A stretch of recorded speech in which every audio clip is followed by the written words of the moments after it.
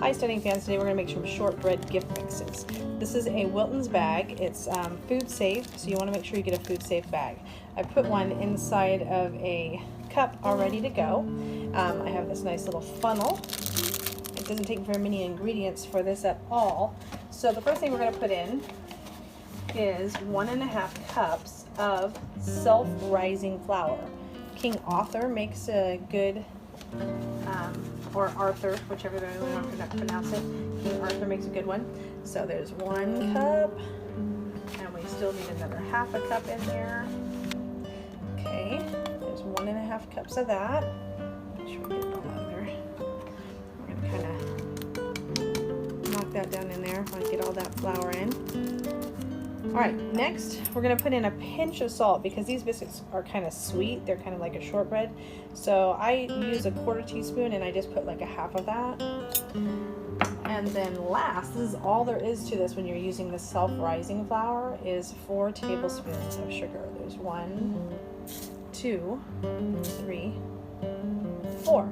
And then all they add to this is 3/4 of a cup of heavy whipping cream and 2 teaspoons of vanilla.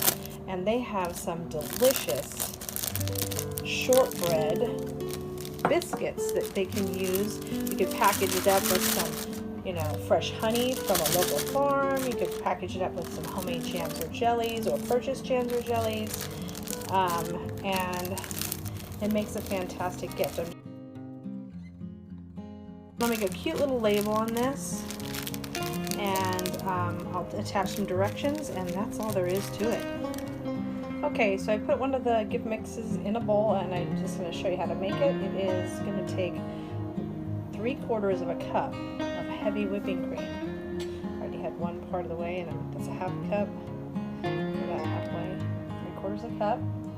Next, we're going to add 2 teaspoons of vanilla extract.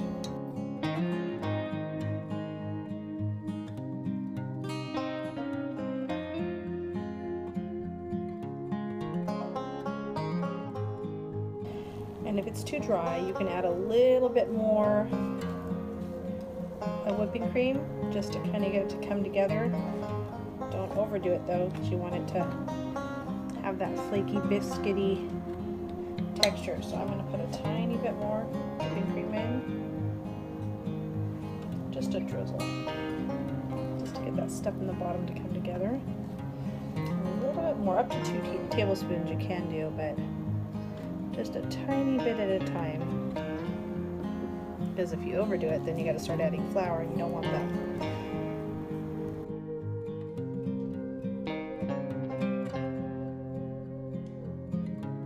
Okay, that's kind of the way we want it to look. There's a few more little dry places in there, so do it one more time.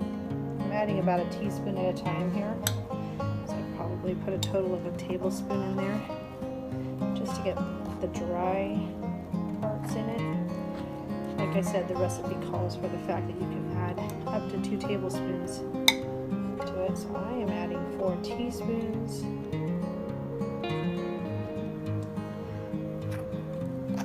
I think that's going to do it. You don't want to do it initially because you want it to come together just perfectly. So this is about the texture that we want. So now I'm going to take a little bit of flour my board, and I'm going to turn my dough out onto the board. Oh, it looks like I have a little bit more in here to work in.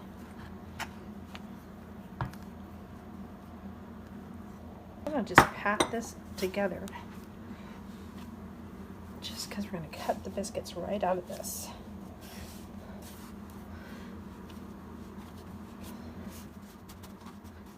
You want it to be about 3/4 of an inch thick all the way around. You don't want to handle it too much, because the whole thing about biscuits is you want them to be nice and flaky. A few more pieces to work in.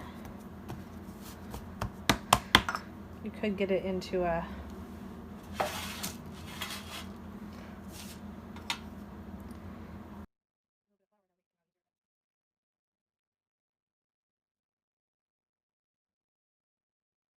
Next, what we're going to do is we're going to brush the tops of these biscuits with either milk, water, or heavy cream. This helps them to raise in the oven.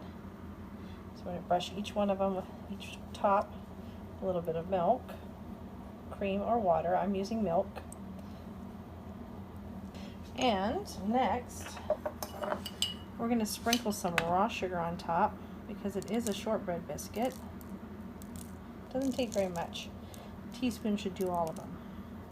That's it. We're going to put these in the oven at 425 for 12 to 16 minutes. Okay, you might be saying, man, I'd like to make this mix, but I don't have self-rising flour. All self-rising flour is all-purpose flour with some things added into it. So let's do it. This is some all-purpose flour. We're going to go ahead and do the 1.5 cups of all-purpose flour.